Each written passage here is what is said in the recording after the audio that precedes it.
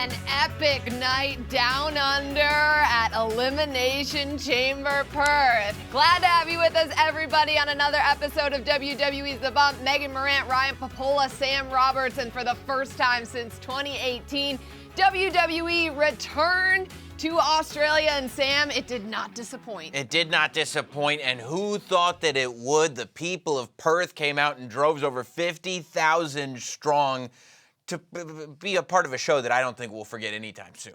A night of many moments, a lot happening now on the road to WrestleMania, so much to dive in, and I can't wait to do it with y'all. Well, I'm very excited to have you both here with me. We just watched the show. You are catching up one day later from Elimination Chamber Perth, and right off the bat, you guys, what was your biggest takeaway from Elimination Chamber, Sam? That's a big question. Like you said, we're fresh off of watching the show, and I'm trying to process everything. Of course, that last image that we're left with is going to be the most endearing for me at the moment. That image of Rhea Ripley in her hometown fully conquering the women's division only 40-something days before WrestleMania is probably what's stuck in my head right now.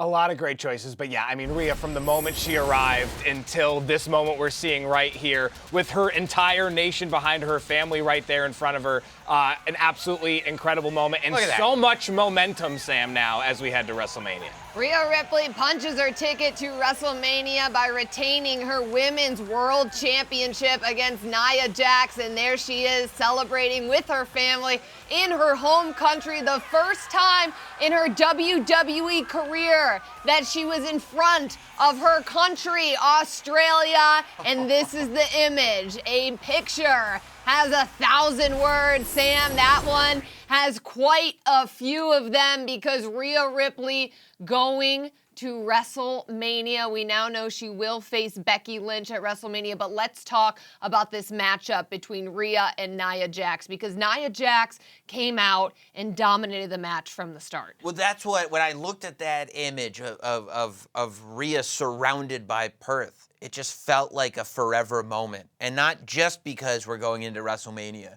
but because in conquering Nia Jax, Rhea Ripley might have had to work harder than I've ever seen her work with an opponent. From that second rope superplex to actually pulling off a riptide. She had tried all match long to do it. This was wild. Look at the power. Look at the strength. This is why you have that skill set. I mean, Nia Jax came in with a specific mission, and that was to not only capture the Women's Championship, but to humiliate Rhea Ripley in her hometown. And Rhea Ripley wouldn't have it. Unbelievably effective strategy from Nia. This was at the culmination of everything. You know, there was a Samoan drop off the second rope, an annihilator. I mean, she absolutely brutalized Rhea in a way that Rhea we have not seen brutalized during this reign whatsoever. I mean, this right here. I mean, no one else, Sam, is getting up, right? It exploded. The table didn't break. It exploded under that sheer force. And this is what I told you on the kickoff show, Megan, that Rhea had to come in as the eradicator. She couldn't come in and get lost in this moment, in this sort of the meaningfulness. She couldn't grow a heart until after the match. And I think that's what we saw. Yeah, a lot of emotion coming into this matchup. As we mentioned, this is the first time in Rhea's WWE career that she would compete in front of her home country. So we know there was a lot of weight on her shoulder, but she had to put all of that aside, Ryan, and focus on the task at hand, which was a very game Nia Jax, who hadn't lost a match since making her return, a singles match that is, since making her return in September. Yeah, and there'd been a lot of, obviously, personal animosity in the lead up to this. Rhea had to fight from behind a lot during this. And I also, Sam, to your point, I also thought it was really interesting. None of that pressure of, it's pressure to return to your home country, to have your family right there, never fazed her. Even when this got tough, I thought she fought an incredibly smart match, Rhea, and then ultimately was able to find a way to get a decisive victory, even with everything she went through in the match. You talk about emotions, and this was the entrance that Rhea Ripley had for the first time in front of Australia. Sam, what did you take away from Rhea Ripley's entrance? It was this build. You know, you knew it was coming all night long as you're watching the premium live event. You're seeing all these moments happen. You know Rhea's coming, Mommy is coming, she'll be here, and you know how meaningful that's going to be to Perth, and it didn't disappoint. Look at the way the hometown crowd just reacts to mommy. So cool to see it. And I mean, it's a cool moment for Rhea Ripley, but you don't want to make it seem like, oh, that was fun, because it wasn't just another day at the office, right? Sure. Rhea had to work and experience a lot of pain. Like the fact that Rhea Ripley now has to go to WrestleMania and defend the title again in an even bigger match after what she just went through, most of us would be out for years. Win or lose after that match. Well, Sam, after hearing Rhea's interview with Kathy Kelly on The Bump, I have to admit I was a little bit concerned. She even brought up Puerto Rico, Zelina Vega's moment, and she didn't know how she would react to being in front of her home country. She didn't know if she would get emotional. And I was a little bit concerned that the emotions may be too much for Rhea. They weren't, Ryan. No, she compartmentalized like she always does, like the Judgment Day always does, quite frankly. That's why they've been able to be in these positions throughout the entire last calendar year and beyond.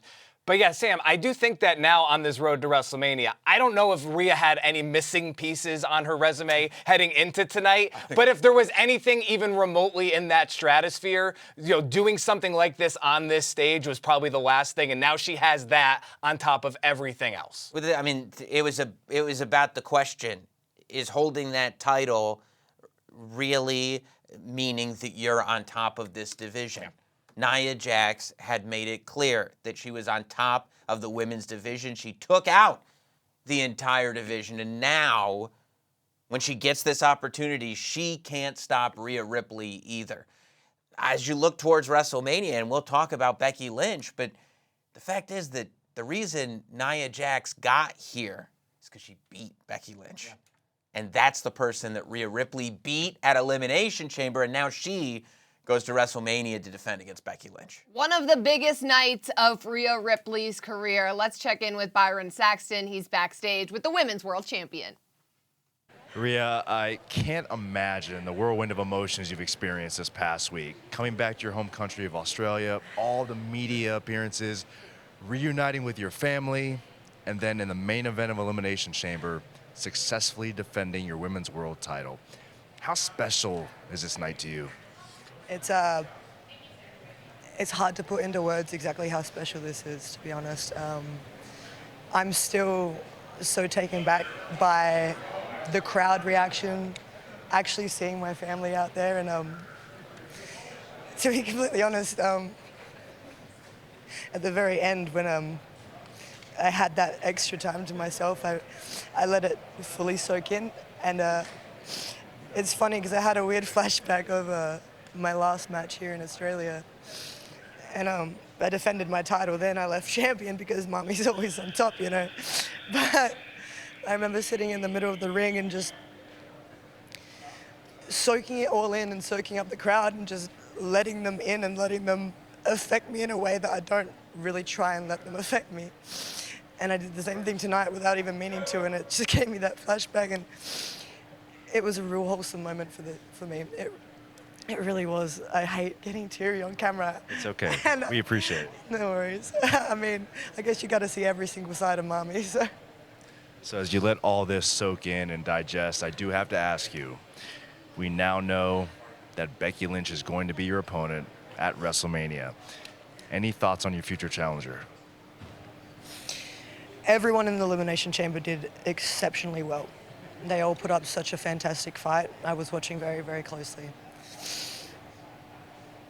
I think heading into WrestleMania against Becky Lynch is a real bucket list moment. I've nearly knocked off everyone in the Horsewoman, and Becky's the last one. I haven't stepped in the ring with her since NXT, and it was, DQ'd by Shayna Baszler, so we've never had a finish to our match. So I think it's very fitting that it happens at Mania, and I hope that Becky is ready. Otherwise, her nightmares are going to become a reality, and mommy's going to end up on top just like she always damn does. Rhea, once again, congratulations, and please enjoy your celebration with your family. I will. Thanks, Byron. Cheers. Look at me, Uncle Rob, taking photos with the belt like he won it. 41 days from today, Rhea Ripley, the Eradicator, will take on the man, Becky Lynch, for the Women's World Championship at WrestleMania. You guys, this is as big as it gets. Becky Lynch took this title to new heights, but Rhea has arguably taken it even further. We'll see these two square off on the biggest WrestleMania ever. And I love hearing what Rhea Ripley had to say. We talked about that emotion and how it could have potentially gotten in the way. She kept it at bay. We see the tears backstage. As soon as you bring up WrestleMania, she's locked in again, Sam. Because it's mommy versus the man. We're getting it. And I took away the same thing that you did from that interview. I was blown away. I was talking about it every chance that I got, that I was worried about Rhea Ripley going into Elimination Chamber because she was going to let the humanity inside of her that's buried so deep come out. I didn't realize it's not a dial. It's a switch. Yeah. She was literally in tears, talking about her family, talking about how meaningful this was to her. The minute Byron Saxton brings up Becky Lynch like that, it snaps on, and not only does it snap on, she remembers the last time she was in a ring with Becky Lynch. She wants some finality. All that's going to matter, and you've been talking about this for years, that's the power of a WrestleMania graphic. The graphics up, and guess what? The fact that Rhea Ripley brings up what happened in an NXT ring, you know why? Because everything counts. Yeah. Everything counts and nothing is forgotten, and that's what WrestleMania is all about. Can't wait.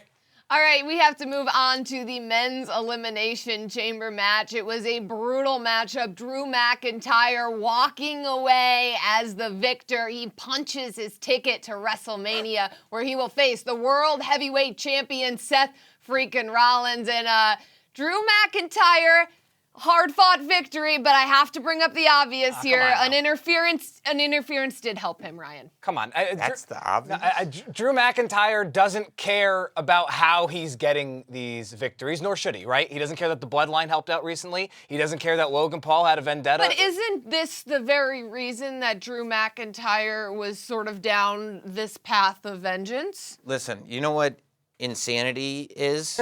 Doing the same thing over and over and over and over expecting again. There's different results. But what happens if you just tweak your game a little bit? If you realize, you look around, and what was Drew McIntyre saying from the beginning? Look at what the Bloodline has done, and yet you have open arms for Jey Uso? Roman Reigns is still able to stay in charge? Okay, if this is how the game's going to be played, this is the game that we're going to play. And to Ryan's point, I'm going to win that game. Nobody's going to be there to save me when the Bloodline interferes. So you know what? Instead of making that a negative, what if I made it a positive? This is how we play chess. Yeah, and I think to that point, like both of those instances, especially tonight, it's right place, right time. Drew, over these last couple years, has had a lot of wrong place, wrong time moments. He's earned this moment, regardless of how people feel about him. Victory! And Megan, to your point, maybe not how he drew it up, but I don't think. Is that a pun? Yeah, I like it. Was it intended? It was right off the top of the dome. I mean, it's exactly how he drew it up. This is how he drew it up. You know what he drew?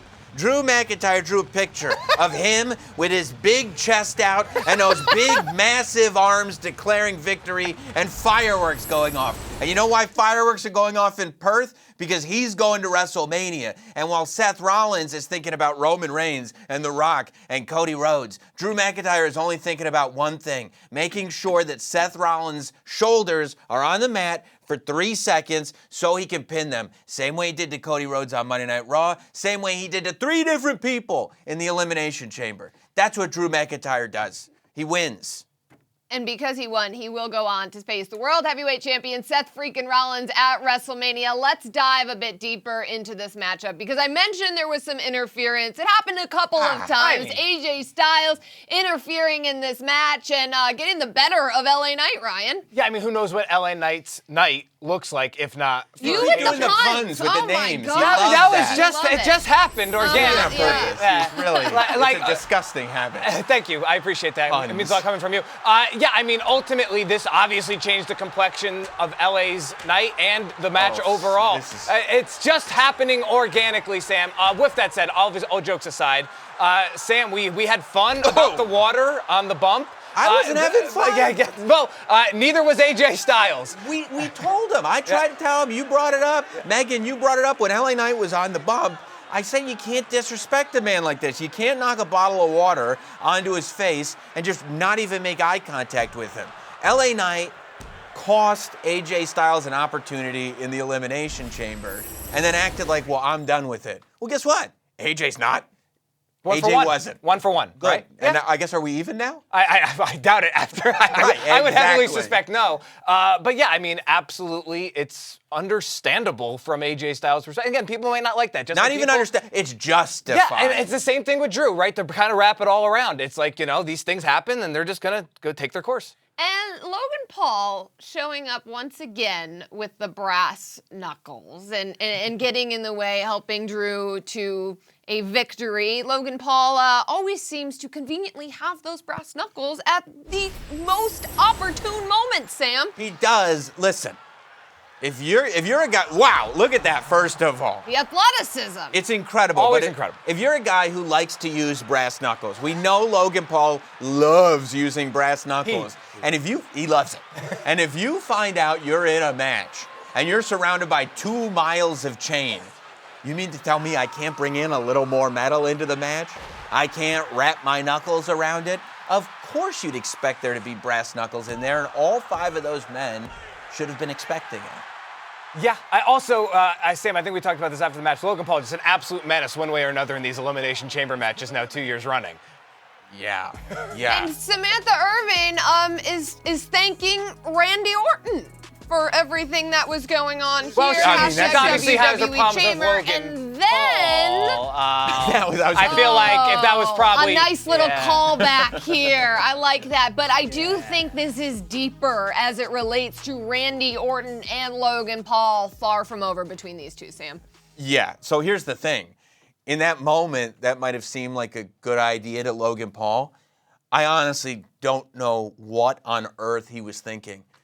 He's already out of the match. What do you think is going to happen here? You're talking about Randy Orton. I mean, You're talking about the Viper, okay? Talk about he's upset. Talk about letting your emotions get the better of you. The one person in the WWE you don't mess with is Randy Orton.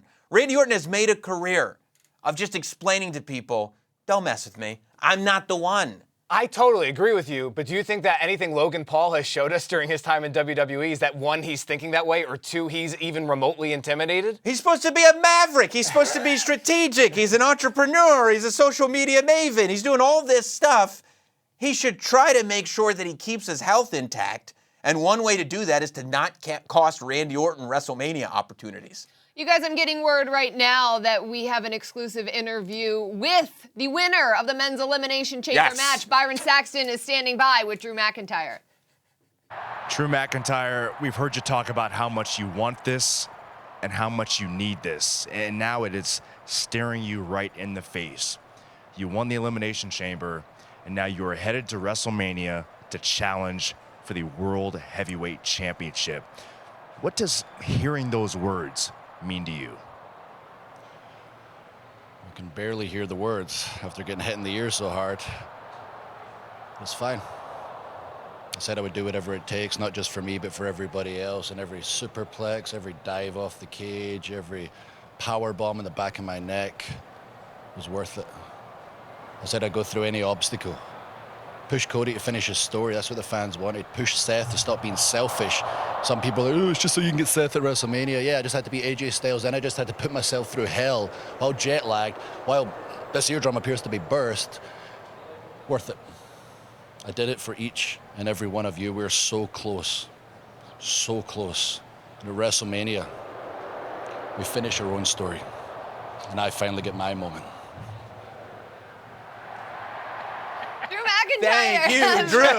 Thank you, Drew. I'm not mad at him. Our savior is going to finish his story, Megan. Yes, he does have a story to finish. He is the self-proclaimed savior of WrestleMania, but this is exactly what Drew McIntyre has been talking about for months, and this is what he's been working towards, Sam.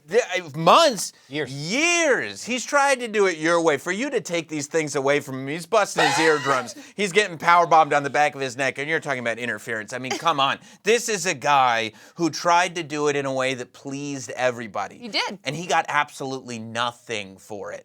Now, He does it his way. He does it the right way. And what does he get? Everything. It's the way, it's poetic. Hypocrisy.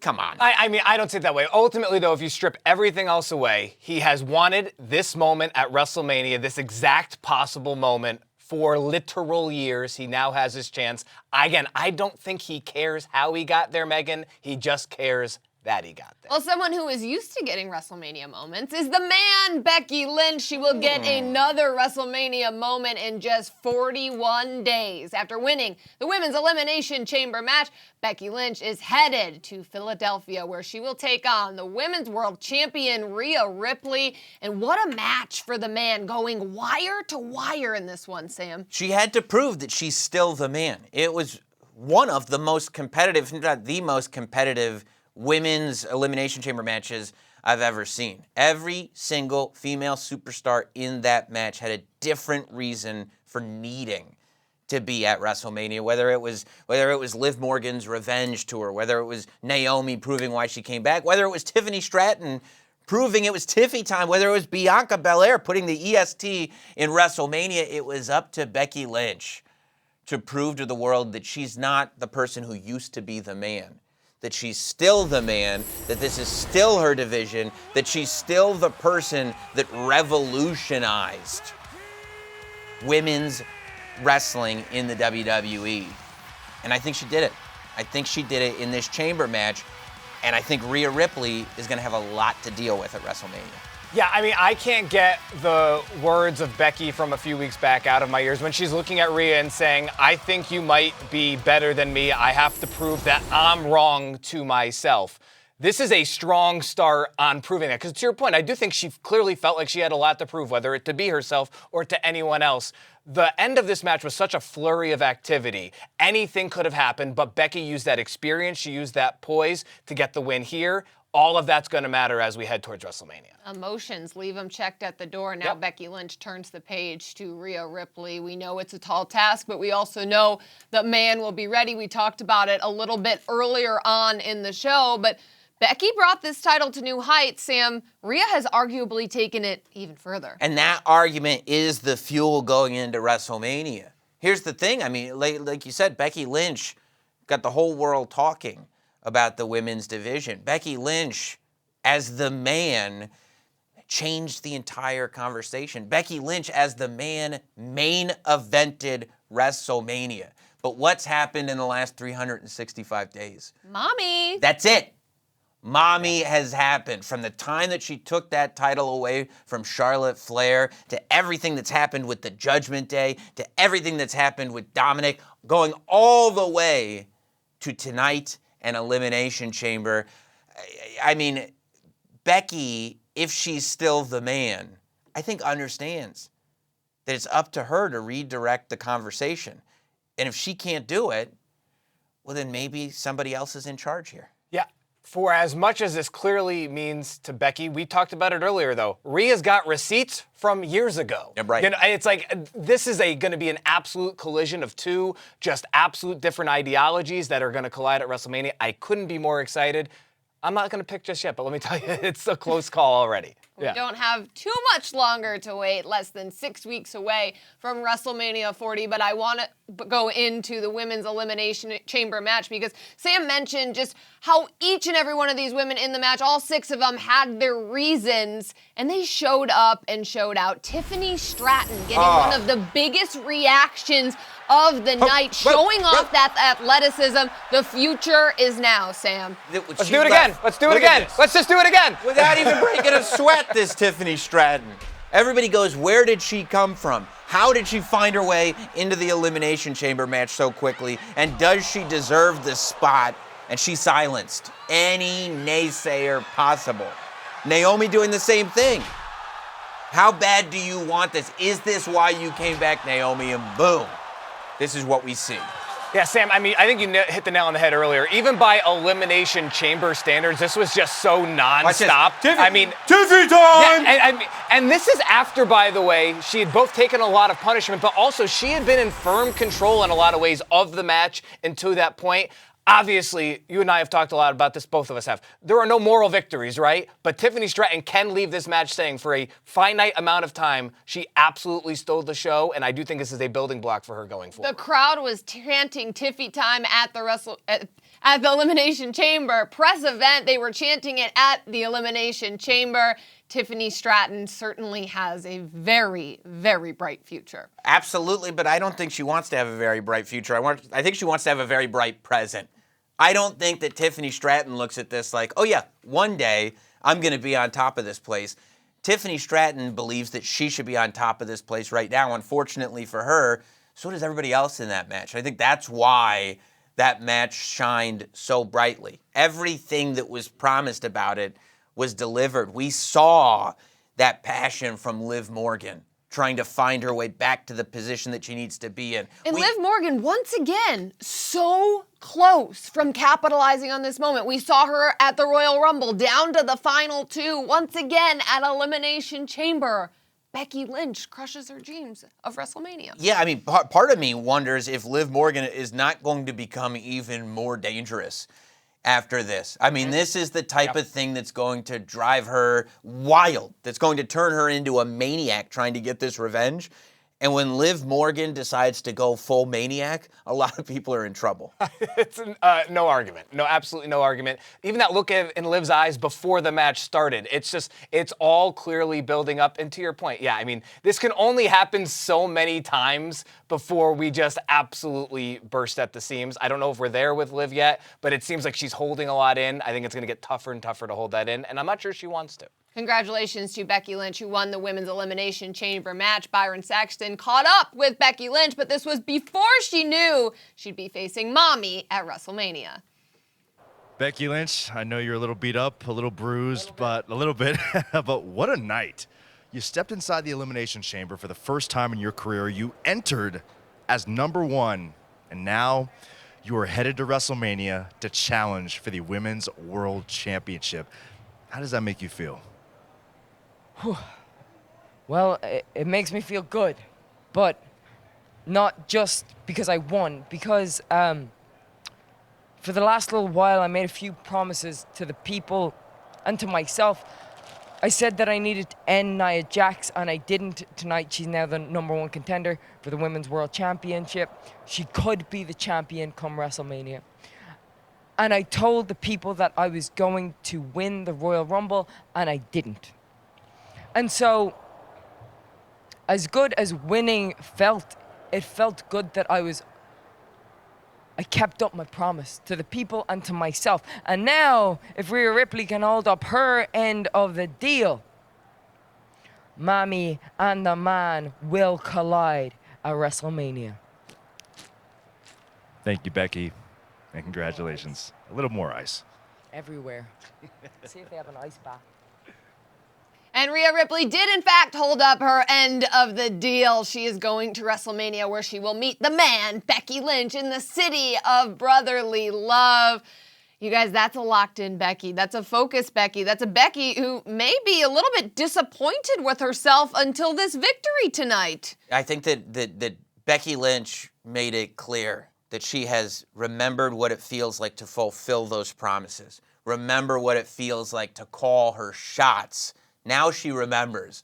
Now she knows. And if she's going to WrestleMania and she starts calling shots again, I think we got to take them even more seriously than before. For sure, but you know who's totally familiar with calling shots, being locked in, focused? It's Rhea Ripley, and that's what makes this so fascinating. And look at that WrestleMania graphic. Right, that's right there. I love it. I love it. I love it. Well, Rhea Ripley wasn't the only member of the Judgment Day in action at the Elimination Chamber. Finn Balor and Damian Priest, the tag team champions, defended their titles against Pete Dunne and Tyler Bate. And the Judgment Day, once again, retains the gold, Sam. Yeah, and you know what?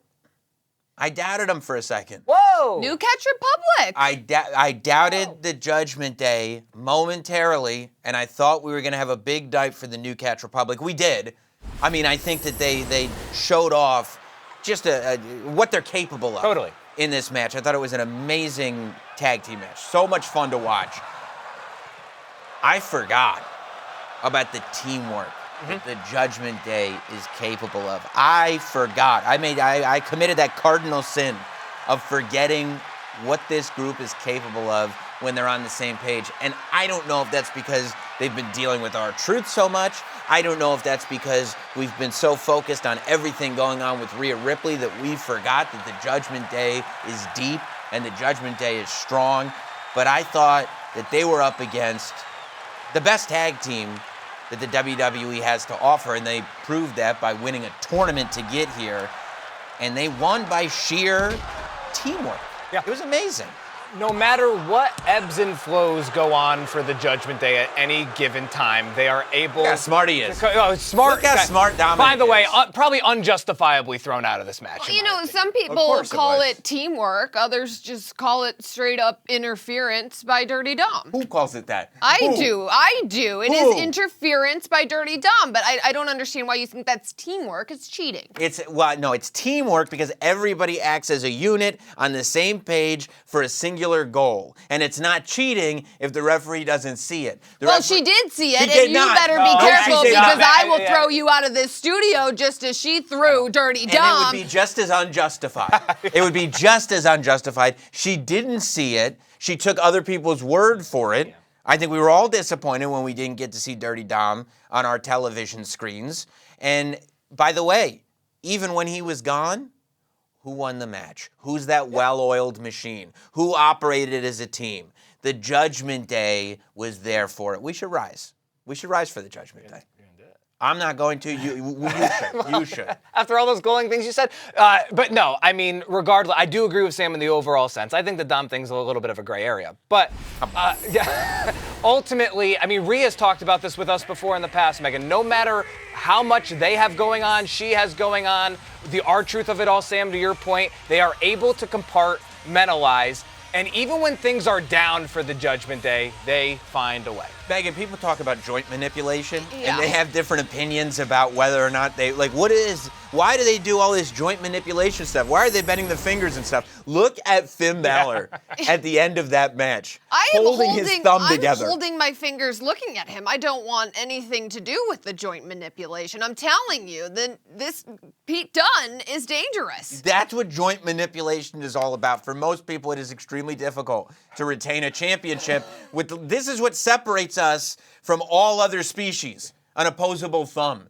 And Pete Dunne and Tyler Bate They eliminate removed that. those things, They yes. removed Yeah, that from see you Finn later. Balor. He was still able to hit the coup de grace and retain the tag team championship for the New Day. And that really does go to Finn Balor's credit. It's kind of amazing. Well, speaking of the joint manipulation, the New Catch Republic, while they did not come up victorious, quite a run for them to get to this point in the Elimination Chamber with a match for the tag team championships. And Ryan, Sam and I talked about this a little bit on the kickoff show, but they had the opportunity to basically go from scratch to the top of the division. What did they prove at Elimination Chamber? Explosive offense, dynamic offense, very uniquely effective, dangerous offense. I think if you're any other tag team in the division right now other than the Judgment Day after this night, you're going, oh yeah, none of this was by random happenstance. They're going to make a lot of noise for a long time. Obviously, this is a setback, but I think overall, there's only room to grow. But I think to your point, Megan, the fact that they were able to start from scratch and build up so quickly sends a message to a lot of other tag teams, right under the nose of the Judgment Day. The tag team division in the WWE has been growing by leaps and bounds. I'm talking about the Creed brothers. I'm talking about DIY. I'm talking about a lot of tag teams that we're seeing grow extremely quickly. And I think that the Judgment Day is about to look at a division that's become far more competitive than anyone that they've seen in a long time. Even the New Day is finding a new offensive tactics. I mean, everybody's realizing how competitive this division is getting, and that's, I think, one of the big takeaways from how much Dunne and Bate got done tonight. When the Judgment Day is operating as a unit, are they unstoppable, Ryan? I think tonight is a pretty clear proof in the pudding type of example that, yeah. I mean, because again, R-Truth has caused some commotion for the last He was in Austria. Right, well, that's the thing. I mean, Didn't make they it didn't to have to worry. Australia. But, like, there's been distractions. Ultimately, they find a way to block out those distractions. And what we saw tonight, a clean sweep, Sam, we've seen many, many, many times since last WrestleMania. I don't think that's an accident. I mean, you could probably answer your own question, Megan. Who can stop them? Give me some evidence of them being stopped. Well, is Dirty Dom going to interfere again? Or I just would Oh. like Balor and Priest, no interference, and are they unstoppable then? Yes, they're unstoppable. Yes, they're unstoppable. They're unstoppable. It was I mean, interference. with the interference. Come on. Dirty Dominic is just there representing The his chicken- faction mates. You know what I thought happened? you were going to say chicken tendy. No, but you know what did happen? That's how he got that bod. Yeah, but you know what did happen? He got thrown out early. He was able to warm up the chicken tendies. They probably were ready for Finn and Damian when he got through the back. It was How do you great. think It kind of how do you worked out think he great. gets that protein? How do you think he gets those buys and tries? Got to eat that meat. He's a smart guy. Same thing I do. Smart guy. Same thing I do. All right. Elsewhere at Elimination Chamber, we've seen some pretty big episodes of the Grayson Waller effect, but this was the biggest episode of all time.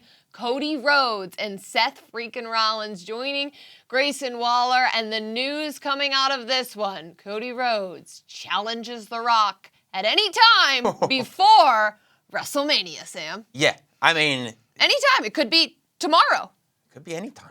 Anytime that The Rock and Cody Rhodes are in the same building, that challenge has been laid out. You know how confident you have to be when you are on the road to WrestleMania to face the most dominant by a mile WWE Universal Undisputed Heavyweight Champion. Do you know how confident you have to be to say, oh, by the way, before I get there, I'm willing to face The Rock anytime, any place? Very confident. Incredible. Yeah. No doubt about it. I mean, for me, the biggest thing about this is Cody was beginning to touch on it, then things kind of got carried away. It's like this goes beyond just the slap. At the kickoff, the WrestleMania 40 kickoff, Cody says, like, we had a lovely conversation. Things went sour quickly between Cody Rhodes and The Rock. For as personal as this is for The Rock, it's also very personal for Cody. I think you can tell how personal it was. If we have it, I'd love to take a look at the eyes of Cody Rhodes as he makes this challenge. Rock, you indeed slapped me across the face. And at WrestleMania 40, I am wrestling Roman Reigns in the main event. But until then, I am wide open. So let's make it official. Rock, I want to wrestle you one-on-one. Anytime, any place.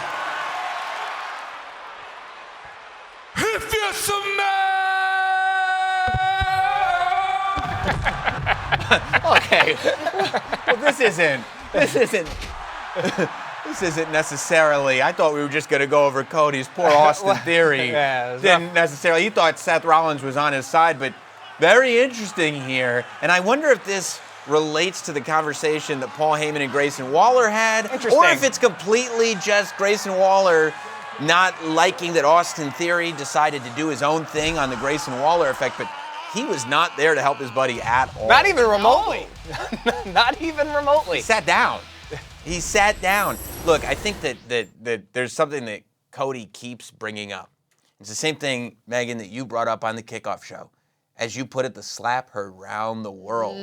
Cody did not like getting hit. That's the second time he said, Rock, you put your hands on me. And now we've gone from, I'm going to hit you back to, I am challenging you. I want to wrestle you, he said. But there is a problem with this. He Go said ahead. he wants to go one-on-one with The Rock. And then Seth freaking Rollins brought up a one-on-one match when it relates to the bloodline doesn't exist, Ryan. I mean, he said that you don't have to fight that battle alone, and Seth knows that as well as anyone, and Cody knows that as well as anyone. I mean, this obvious short-term alliance, do we want to call it, I would call it that. is very interesting to track. Regardless and however this winds up with Cody and The Rock, it does seem like Seth is intent on being there. And to your point, he basically has to be because he knows what's waiting in the wings. Jimmy, Solo, Heyman. And here's where it got there in The Rock. And here's where it got The Rock's bloodline now.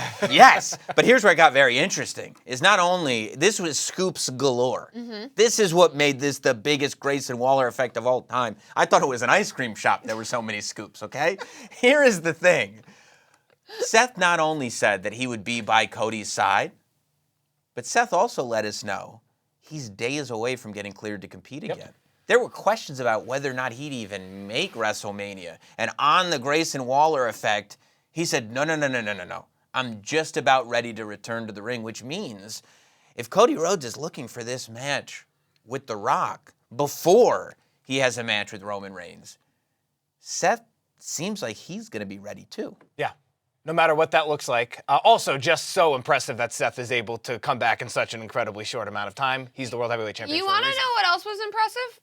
Tell me, Mike. The shoey that took place on the Grayson Waller effect. Oh my goodness, you can't go to Australia without doing a shoey, and that's exactly what Grayson Waller did, Sam. Yeah, with a UFC legend nonetheless. And maybe this is what got Grayson Waller so upset. Maybe the fact that he goes from having the biggest show of his life that starts with a shoey from another Australian idol.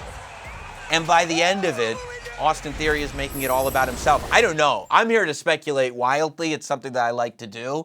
But when I saw those two not on the same page, it was strange, it was different, and I'm trying to get some answers. Well, it was interesting because, Grayson Waller typically does not get a reaction of cheers from the crowd. Obviously, in Australia, they love him, and Theory just couldn't take all the love that Grayson Waller was getting, Ryan. Yeah, I mean, Grayson's had to deal with this a couple times throughout the time in Australia. I mean, Logan Paul, who's kind of a buddy of his, was saying things about Australia. Theory was saying things. We can't know if that was the reason he ultimately decides to, much like us right now, take a seat. But, it couldn't help matters, Sam. And here's the thing. All we've heard about Cody Rhodes from the Bloodline is that Cody ruined WrestleMania, that we as the WWE Universe had the greatest main event in the history of WrestleMania in our hands, and we flushed it down the toilet because Cody Rhodes ruined it. And now Cody Rhodes goes on the Grayson Waller effect and challenges The Rock straight up. I don't know what kind of conversations Paul Heyman and Grayson Waller were having, but this couldn't have been the plan. It's an interesting theory like that. Ultimately, no pun on theory. It was. Yeah, ultimately. It clearly was. Yeah, that might just be a total shell shock look from Grayson Waller. I had my marching orders. I came nowhere close to accomplishing them. Oh, by the way, this man just insulted my home country. Now, we know The Rock was watching because he's always watching. We know the Bloodline was watching. He's The Rock is in omnipresent. the Bloodline. He has to be watching. I can't help but notice over 50,000 members of the WWE Universe in Perth, Australia were chanting Rocky sucks. I tried to don't do talk this about this. I try to explain Don't do it. this to People him. go, why was The Rock calling us trailer park trash? Why was The Rock threatening to slap cold sores off our lips? Why was The Rock saying such terrible things about us? You know why? It's the same thing that he's done historically. If you chant Rocky sucks, a monster is unleashed. It's like saying Beetlejuice 3 times. It's the last thing you want to do. You know what happens when you start chanting Rocky sucks? The Rock shows up in Versace to explain why not only does he not suck, but you suck much more. And that truth is going to hurt a lot worse than The Rock when he's being nice. How much did it bother you, though? When they saying Rocky sucks? Yeah, how much does it Wait, bother it's not you? true. I mean, but how It's not true. Who could be more decorated than The Rock?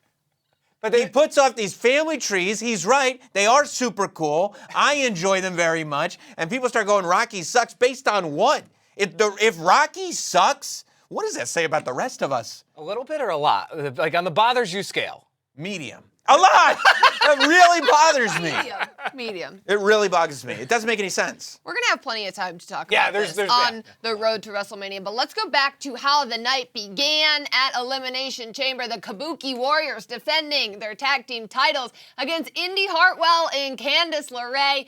Indy got to experience being in front of her home country for her first time as a WWE superstar. Sam, what a moment this was for Indy. And while Candice and Indy couldn't get the job done, they got to experience the crowd and the love from Australia. And even post-match, the love that crowd had for Indy and for Candice, it was a beautiful moment that we got to experience.